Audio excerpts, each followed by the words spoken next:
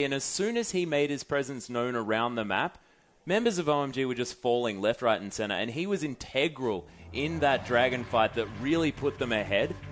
And you have to say that that was what really started it off for LGD. So OMG going to have to play a little bit more careful around this map and watch where they're backing, because of course that was the beginning of sort of that run of 3 kills in a row started up by LGD. But we are into the champion select, ladies and gentlemen. We'll see whether any changes happen to this ban, and so far, not so much, as Lissandra and Jan are going to be taken away, but Vi, that's a change-up. Yeah, definitely don't want to deal with that. Vi's so strong at locking down those hyper carries. Of course, Imp has been a Kalista player as well, so maybe it's kind of a blocker pick there, or maybe it's showing they want to play a hyper carry again, which worries me for OMG. But there has been one swap up this game, of course. A new top laner comes in for LGD. It's Flame, and although they've met once before, it's still a bit of a dream match. It's still going against Flame. And it's been years since they've met each other there in that top side. I believe you were actually there at the event that they faced off against each other many moons ago. But Kassadin going to be banned away as well. Xerath going to be taken off the board on the side of OMG. They don't want to see that in the hands of We1less, sort of that long-range, wave-clear-based champion with that assassination potential, with that ultimate coming through. And the last ban here from LGD. And is Kalista going to make its way through again? And how high priority is it going to be for OMG to try this one out yet again, now without a Vi? And the interesting thing with the Xerath ban here is, of course, it just pushes up Azir as perhaps the biggest meta pick alongside Ahri in this series. So maybe an Ahri or Azir ban just to stop maybe that lane matchup being necessitated. And LeBlanc, another mid lane ban. You have to think, if OMG can just lock in Cool's Ahri, of course, his trademark champion, you have to really start going to the deeper parts of We1less's champion pool to deal with Ahri in this situation. Yeah, well, that is a very good point, because there's a lot of mid lane bans here. Cool hovering over that Ahri, and we might have to see yet another bird in that mid lane. Of course, We1less was talking about the fact that, you know, this was to do something with the fact that he hadn't practiced up that many other champions. Everything else was banned. Has played Lissandra in the mid lane. Xerath as well. LeBlanc, Kassadin. These are We1less champions. Flame now gonna just insta-lock that Rumble, and it's just going to be Acorn all over again. He's going to do his best Acorn impression. Of course, with some of the bans coming through, we saw actually OMG banning out this champion twice, but Rek'Sai's fallen through the bans and picks. I don't like the idea of a Nivea, just because against LeBlanc, you know, you can catch her when she's going in with her Mimic, with her Distortion. You can pick her up in trades, but there's so much mobility on this Ahri, the newly buffed Ahri. It's very hard to lock her down with CC. Still some picks available. If I was a betting man, this is a optimistic bet.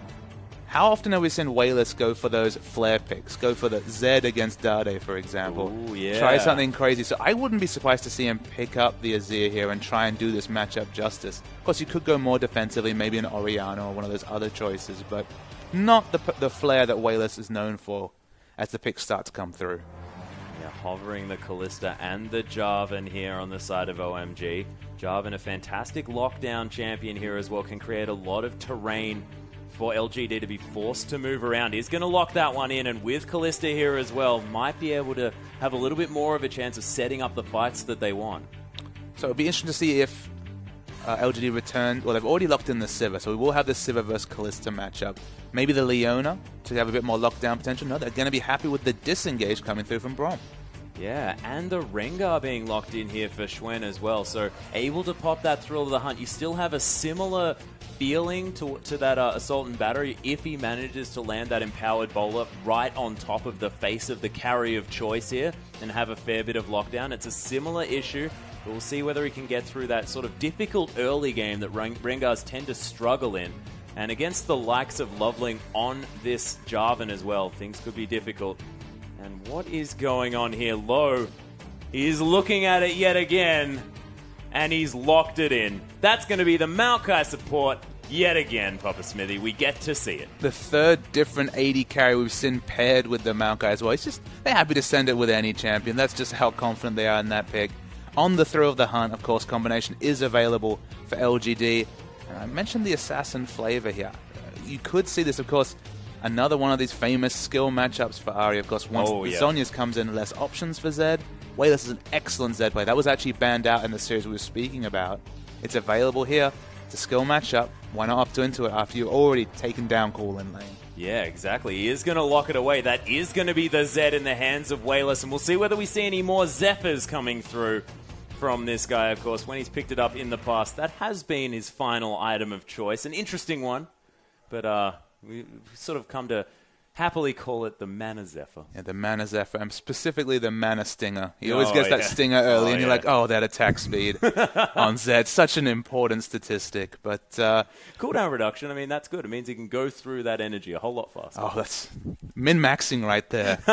But the draft's a lot better from OMG here, even with the shenanigans of the Maokai support.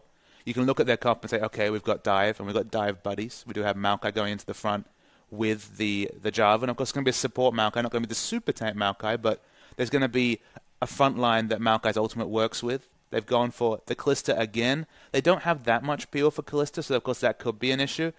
Only the single target peel coming out from the Maokai, and the rest of the champions are all about going in, but such a strong front line. They finally get the Irelia coming out, because Irelia was banned in the first series. Gogoing has been at his strongest in the LPL on the Irelia.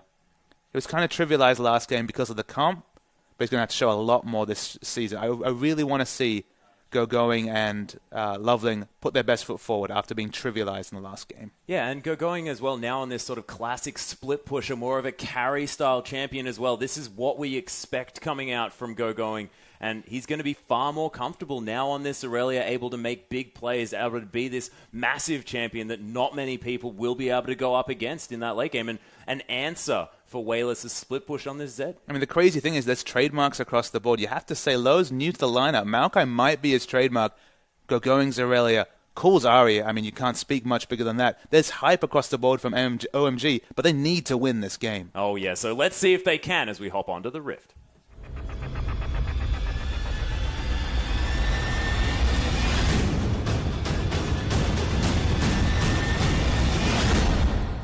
And we're on to the Rift, ladies and gentlemen, with OMG taking on LGD for Game 2 here in our 5th week of the LPL. And OMG now looking to answer back after LGD had a fantastic Game 1 series. LoveLing now hanging out in that brush. He was actually in there, just dancing around as Gogoing's going to find Flame here. Now going to trade some auto attacks. Is Flame going to wander back towards that brush? He's not done yet. Yim's coming around. See whether this scuffle does end in a little bit more. But not going to happen. They are going to be able to take down the ward. So nice. No trinket available for Gogoing. A win already on the board for LGD. Imp has the momentum and an extra 10 gold to show at the start of this game. Should probably go back and pick up nothing. But this has actually afforded LGD probably more aggressive invades than they would have expected for Vision. You always want to invade a Rengar for Vision early, just to make his jungle path that much more predictable. Just to make your options that high, because of course Rengar going to be largely passive to level 6. I'm going to expect the Sightstone Jarvan coming out of LoveLing here, just to kind of overward that jungle, make the throw of the hunt predictable, because especially down bottom, if he can get Vision around for the lane gank, on the throw of the hunt that we've coined, between the Sivir Rengar, if he can counter the surprise engage you get out of that combo, could be massive for OMG trying to get ahead in this mid game. And Low now on his 100% win rate support Maokai.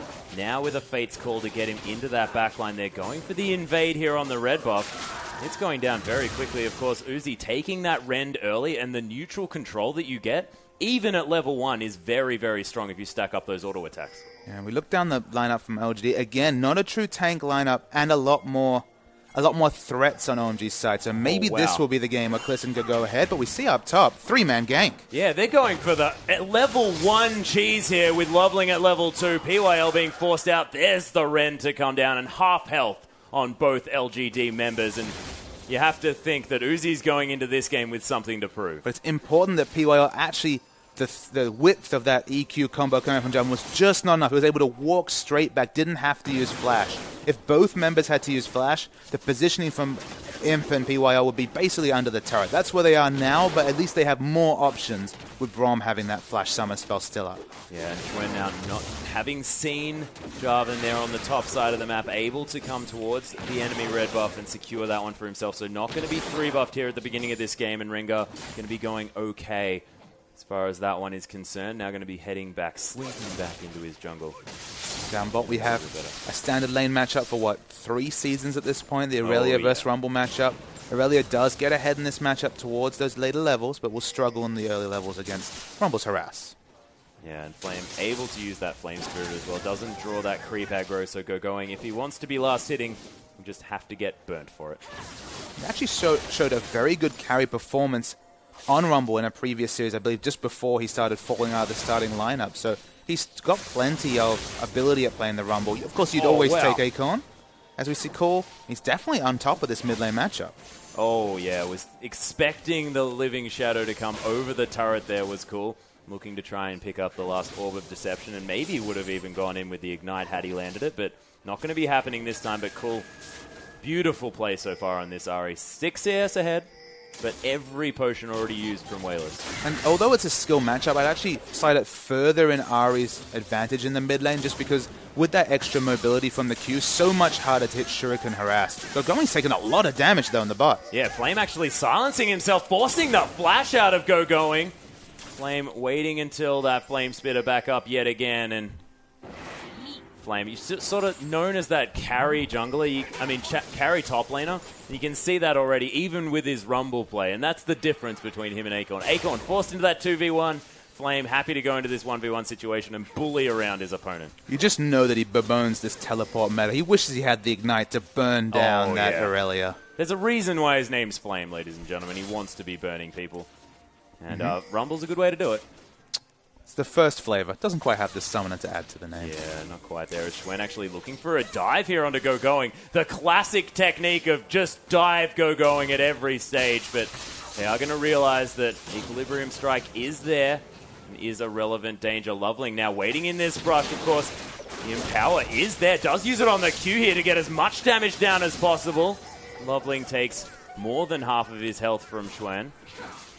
On the top, you can see how much pressure's been afforded by that early LoveLing gang. It's maybe even stronger than a kill in this lane, just because Imps had to play so far on the back foot on Sivir. We've seen so many champions over the 2nd, 3rd, and 4th week opened up as viable picks against this Sivir. And Kalista, okay, she's had an advantage in the back of her pocket, but doing just fine. And Uzi just dancing around with ease here, throwing these spears. Has a decent amount of mana left over here as well, and We1less doing okay in this lane, 12 behind in the ranged versus melee matchup. Not having to go back just yet. You could imagine he probably wants to pick up about 6 longswords if he can. He'll find something for them. He'll work it into his build path. Yep, somehow. A Hex Drinker, Brutalizer, Ravenous Hydra, Blade of the Ruin King. He's got options. He's got options. Does Longsword build into Zephyr? No, I don't believe it does. Very sad. Very sad. If only they built the build path of Longsword into Pickaxe. One day, Papa Smithy will get there. Harass continues in the top lane. Gogoing, for all the pressure being put out from Flame, doing just fine in CS, keeping up. Didn't actually have enough gold to buy a Sheen, so his first item buy, the AP, the amp term especially, very underwhelming. Yeah, it's going to help that Equilibrium Strike do a little bit more poke. Probably going to be maxing that one out in this lane. So not doing nothing, but you're right. It's underwhelming at this stage. You don't have to defend the amp term. It's like I'm just defending Gogoing. You know, he had a rough He's a game big, last strong, game. independent top laner, the captain, the shot caller of this team, the shot caller of one of the top teams in China. I'm sure he'll be okay at this. They have actually evened up in that farm there as well, despite the attention that Schwen had paid to that lane. Is he going to continue clearing out these minions as well? LoveLing going to spot We1less there, who just hits the Scuttle Crab. He's defenseless, We1less. That's very rude. And not too much to go on thus far in this game. OMG are ahead by a bit of gold, but it's just in the farm and largely in that mid lane here as well. I mean, it makes sense for OMG to have a gold lead. Of course, they are against a Rengar jungle. Rengar's been probably just as effective on the map compared to LoveLing, apart from that very early level 2 gank. So to come out with a level 6 ganking jungler, which of course you'd almost always label Rengar level 6 champion, barring Dandy's hands, especially when he was on Samsung White, they'll take a small disadvantage for just letting Rengar, babying him towards that level 6. And Flame able to build up that Seeker's arm guard here in the bottom lane.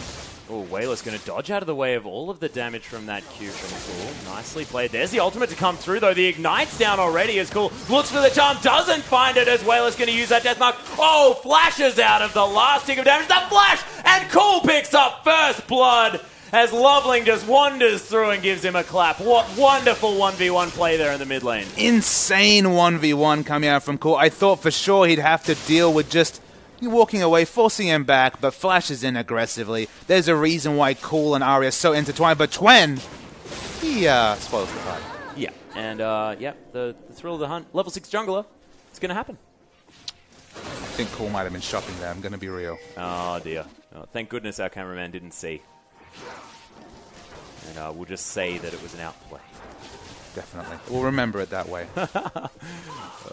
Nicely done, though. So evening it up there just a little bit to LGD, but this mid lane matchup definitely still going to be in favor of Cool, of course, with that first blood gold. Equalizer going to be used on this wave here, actually trying to get some extra damage down onto gogoing, but unable to do so. His flash just available yet again. Cool's actually spent all of his gold. Of course, he wasn't close enough to this large rod to double down on rushing this Zhonya. Going for the very early Fiendish Codex. Going to have to rely on the outplay to take the 1v1. But LGD, they're going for Dragon, but it was reset. It does reset, goes back into that pit. That does mean that there's not going to be any vision of it for OMG. And the early Dragon this game going into the hands of LGD. It's a nice rotation coming through. They realize that Kalista hadn't shown in that bottom lane. Gogoing was still there, actually going for the very aggressive trades with Flame. Don't think he has the damage to finish this out. Yeah, and look at that damage coming through from the Equilibrium Strike as well. Really making sure that Flame takes as much as he possibly can whilst he's slowed down there. Making the most of his amp tone. Oh, making the most of that amp tone. And I'm not just defending that yet again, but it is doing some work. Ah, video games. Beautiful. Is OMG going to clear out a couple of wards here as well? Bottom lane's resetting towards this bottom side of the map. OMG going to be pretty upset that they didn't do that a little bit sooner so as to have that man advantage for that Dragon. It is going to be another 6 minutes until that one is available again, as LoveLing going to start off this red buff and look to gank some more. Our top lane is going to meet each other towards that top side of the map. Things all going right in the world for them, as they're not going to have this upside down situation. I'll reiterate my point from the first draft phase, is that Ahri on blue side is one of the scariest picks you can give away in the draft. You have to really ban it on the red, especially against OMG, with that proficiency of Cool on the champion. Even with the little tweaks, the champion, you know, the mechanics to play are basically identical. Obviously a little bit more strategic play with the Q to dodge skill shots. I mean, Cool is an old school Ahri player.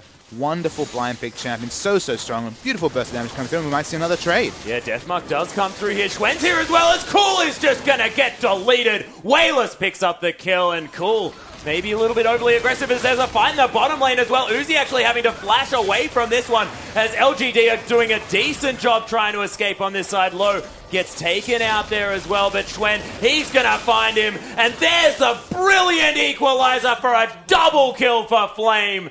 And we thought Acorn was the Rumble God. Flame is definitely doing it some justice as well. Acorn, eat your heart out. That's what Flame's thinking right now with the wonderful double kill. But OMG, their shot calling has been fairly shocking this series. There was no need to go for that overly aggressive dive. They just seen their mid laner fall, so they knew that Rengar and Zed were in transition. They fall. They're going to lose this bottom turret, or at least most of their health on it, instantly in that trade. And all their hard work, all that early game, is kind of undone. Yeah, it is, and look at the CS advantage here for Uzi as well, but now with this extra global gold, with the fact that him had a little bit more time now in lane, and those couple of assists as well, giving him a lot more experience, man, it's pulled it back definitely here for LGD. I mean, the list of excuses for OMG's lack of results is starting to grow thinner and thinner. We've said poor drafts, and that has been true. Their Game 1 draft wasn't much better either. But their draft here is strong, and their play in the early levels was smart, but this hole they find themselves in, 1,200 gold and a Dragon down, it's one of their own making. It is, but Cool is going to take down OMG's favorite turret, the outer in the mid lane. They are going to be able to start getting that very forward vision if they would like to, of course. Now behind just a little bit, but it's only 400 gold. LoveLing's going to find Flame, taking down these Gromps, and the Cataclysm, you're not going to be able to flash out of it when you've just used your flash. And Cool going to pick up the kill. Yeah, aggressive laning from Core. He has the wave clear advantage against Zed, so it's an excellent roam. Picks up another kill, but no objective to pick up from that pick. That's what OMG need to double down upon. They cannot let themselves get into a vision hole against a Rengar jungle. Schwen has been so on the mark with the thrill of the hunt. 2 use of that ult, 2 kills. This Rengar is getting scary. Yeah, and this is something that we haven't seen. Of course, Rengar has seen sort of very mixed results in the LPL, but now 1-0 and 2, we might be able to see this Rengar with a lot of power coming into this mid-game. And PYL going to be warding up the enemy jungle here as well. And PYL on the Braum. Haven't seen this one coming out as LoveLing. Possibly going to get spotted going through his jungle. Imp's going to wander through as well. And nice play coming from LoveLing. Not going to go too aggressive. It is smart of them to back away there. But they've got a doubled Sightstone situation here. We expected LoveLing to pick up that Sightstone. He's done it, of course, before he's even finished his jungle item. But the whole point of the double Sightstone is to get the aggressive wards in to stop the Rengar ultimates from being effective. The first 2 have been super successful. And the Kalista, of course, Low is of course going to want to stay near Uzi to open up the potential of that Fate's Call, to open up the potential of Kalista's W. The result is they've got no aggressive wards down in LGD's jungle, so they're kind of wasting the usefulness of that double Sightstone. Okay, they do spot out Chen at his red buff. That's 1 ward, but this should be an over-warded LGD jungle, and it's certainly a long, long way away from that. Oh, yeah, as you can see, the pink ward's still alive here, but here's the fight in the top side. The equalizer going to come down, gogoing, taking a lot of damage from a Silence Flame, and Schwen, he's going to come in. Doesn't quite have the Fury, but there it is. We1less just comes in from the backside, and the flash out from Schwen as Cool comes in. The charm doesn't quite land, but Schwen, you are definitely dead, and the answering kill, the 1-for-1 in the end for OMG. So what is happening with these wards? They're not being used aggressively. Okay, another cornerstone of OMG's gameplay is to ward defensively for gogoing, but 3 men come into his lane because they haven't even used those wards defensively. Why are they investing so much gold into double Sightstones if this map is so underwarded for OMG? Yep, Cool does pick up an extra kill for it, but you're exactly right. It's uncharacteristic of OMG's play just generally to make these reckless plays.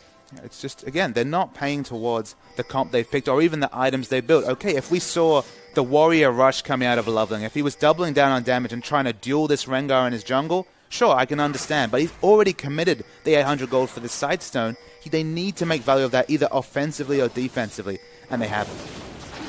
Now, LGD going to start up this dragon. Full vision now available for OMG. They're all collapsing on it. I don't think this is going to be free this time for LGD, as it is going down very, very low. Are going to be able to secure it here, and they're going to use the ultimate from PYL in order to just disengage. Winter's Bite comes in as well, and LGD with a free dragon.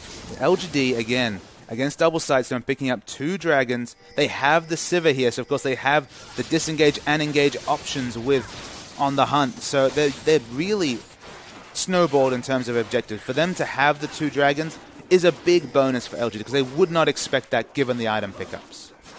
We'll see whether Uzi can make this difference in the late game. As we see him here taking this red buff, Rend is stacking a lot onto that one, as Uzi's going to be able to pick that one up by pressing E. But without a Vi, could this Kalista really be what OMG need in the end of this game, in the later stages? I mean, obviously the big thorn in her side is going to be the Zed. We1less 2-1, doing just fine. But he's in this particular moment in a lot of trouble. Yeah, actually gets Arcane smashed out of the way of the charm, which is quite unfortunate. The Exhauster comes through, and We1less trying to do the best that he can to get a follow-up, but doesn't quite get there. Gogoing takes an equalizer here as well, flashing out of the way of that empowered bowler.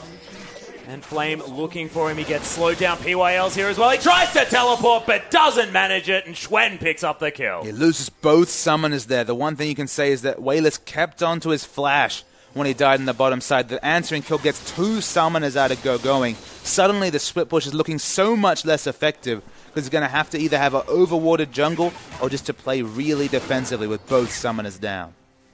And Flame still with a slight advantage in that top side of the map, but Trinity Force has been completed by gogoing, so has hit that spike relatively quickly. His 17 minutes is not too bad, especially considering his scoreline not being that impressive at this stage.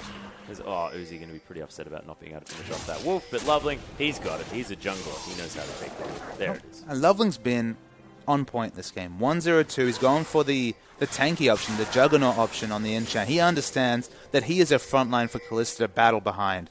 Makes a lot of sense. You look at the comps here. If they can avoid the Zed damage, when the QSS finally comes in for Uzi, he has a lot of outplay potential on a Zed with that passive reset, trying to avoid those auto attacks and confirming the passive. So there is plenty of outplay opportunities, and again, only really Rengar for a frontline. There's options with the Kalista, but LoveLing's going in. Yeah, Flame actually going to stand as back as he can so he can at least get some tower damage, but not going to happen, and Uzi going to pick up his second kill of the game. And Kalista definitely looking like a stronger pick in the comp that they have right here. They're going to take a second inner turret.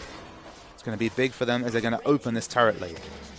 Yeah, inner turret going to fall down very, very quickly. This is what OMG do to snowball themselves into these games. 2,000 gold now the lead for them as they're rotating around this map. Minions crash there as We1less. He's going to use the death mark. Cool is so incredibly low, but gogoing's here. The death mark goes off and Cool still survives. The passive of Ahri never should be understated as Xuen going to pop his ultimate as well. Uzi doing so much damage. Imp manages to get the kill under low, and Uzi's getting launched on here by this Rengar. That is the brilliant use of Braum and his passive to lock down Kalista, and all of a sudden, 3 members of OMG are dead. Yeah, OMG's transitions really let them down there. Why were they fighting in the jungle? In an open situation, so much harder to assassinate Uzi, but losing vision, losing auto attacks, loses Kalista mobility, and she does fall. We're going to see a replay.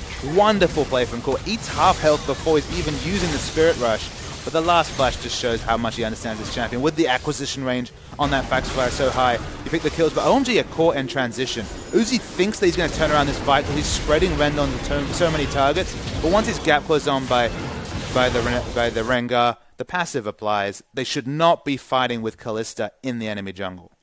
He's just not able to focus onto any targets here as well, so Xuen managed to get that Thrill of the Hunt down, and you can see the beauty of this Braum pick coming in, because as soon as he gets a single auto attack or a Winter's Bite onto Kalista, it just takes the rest of the team getting a few hits in, and she's stunned up and she's dead. It's a good point there. They do have a lot of dive. If this We1less is able to get a stun, when he's going in with the ultimate, of course, it gives him a stun alongside the burst damage of the death mark. So again, QSS now doubly important. Even the defense from Braum's passive might be very relevant in a fight. Uzi probably going to be building that one up next. That was his build path in the last game, and now only more important for him to finish that one up. Bloodthirster completed, though.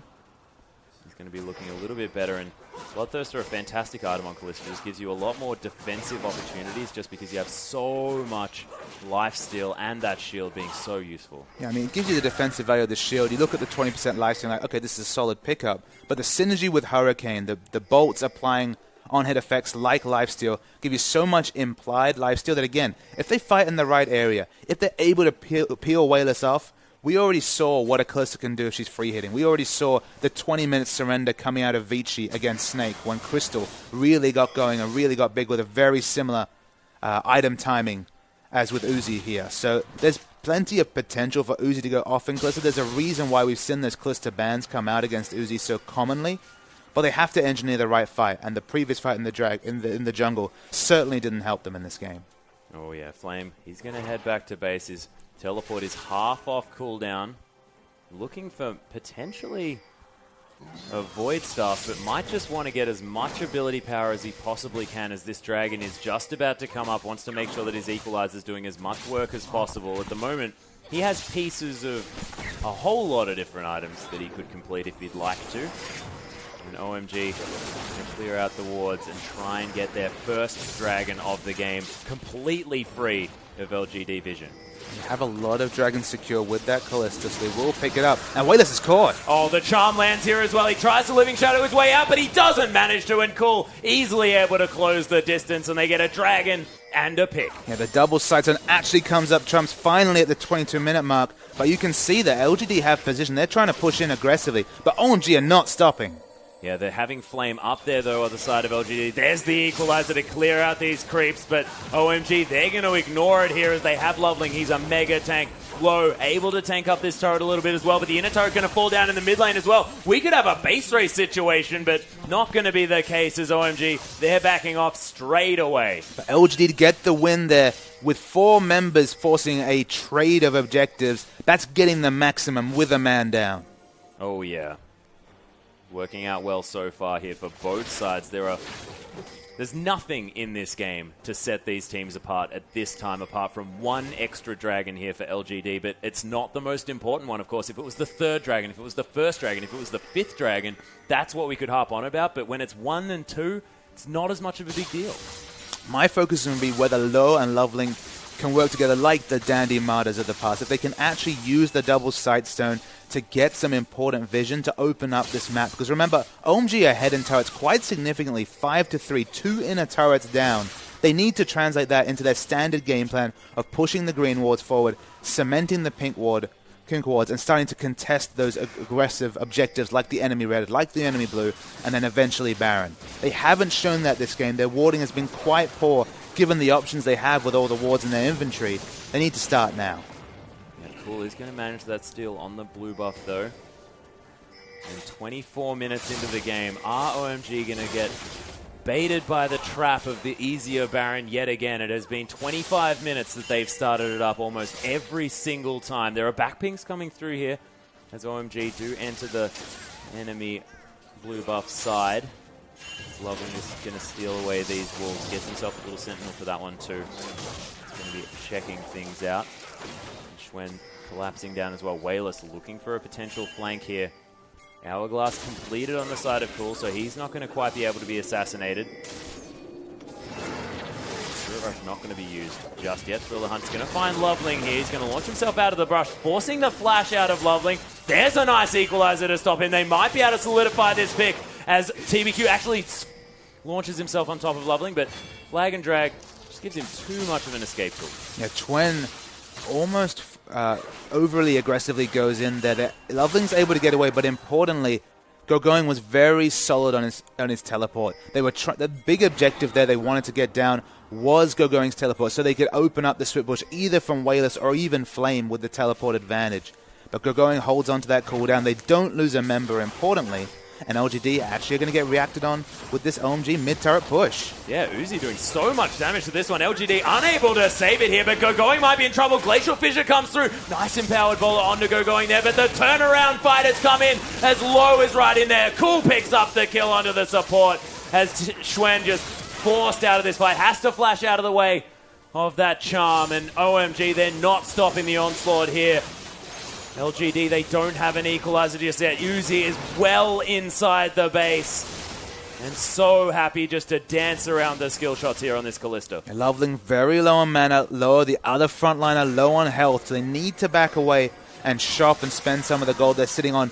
2,500 gold is the stack, but the face check comes in from Imp. Oh my goodness, Imp just gets eliminated straight away. Xuen dodging out of the way of some of these skills, and Thrill the Hunt does activate, so he is safely stealthed.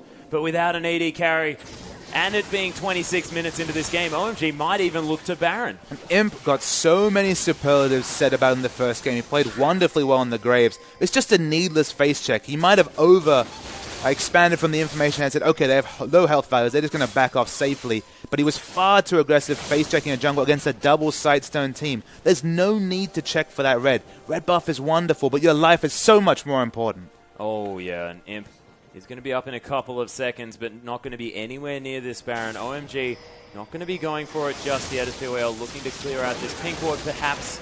But it is going to be the blue steel to come in. That goes into the hands of We1less, and this huge creep wave in the bottom lane going to go over to Uzi, but it is going to give LGD a little bit of time with a man advantage around the Baron. They're going to get position on Baron here. They should not be allowed to do that with the big shops coming through from OMG. A straight frozen heart built up from gogoing here. He's just looking to negate the 3 attack speed based champions on the LGD side with that purchase. They've massively powered up. There was about 7,000 gold sitting in their pockets as they got that pick on Imp. So the first thing they need to do, the first order of business, start to get that exclusive Baron vision. Yep, and Uzi has actually picked up that last Whisper as well as the QSS here as well. He is very, very strong on this Kalista. The scoreline looking a whole lot better for him this game as well, 3-2-1. And only really Braum has the potential to blow that QSS fast here before the deathmark damage comes in. They're going to need to get a really fortuitous engage, and Twen, he's propped the ult. He has Thrill of the Hunt is coming through. They're looking for cool, but they land onto LoveLing here. The charm lands onto Swen, and he's going down so low. Lowe's right in there as well, but that equalizer was stunning, and LoveLing's going to get melted. Uzi still alive in this backline. Low going incredibly low. Uzi's going to get the kill onto We1less, and look at the Hurricane clean up this fight. Uzi shows us why he picked Kalista, a quadra kill. Wonderful play, and for once, Uzi isn't focused out, still has his QSS available, didn't even have to use it, and that's the power of the Kalista pick shown in one fight.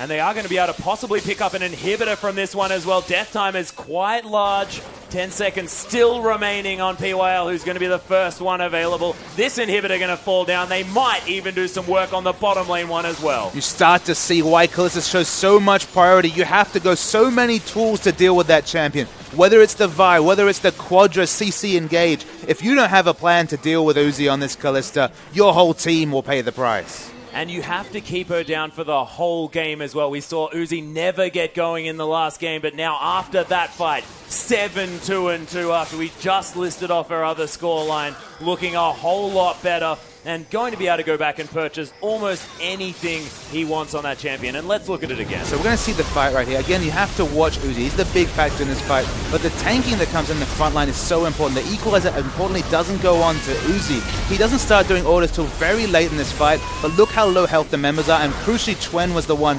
super chunked out by the first charm. And you just see the result. He hops around happily like a rabbit and gets quadra kill.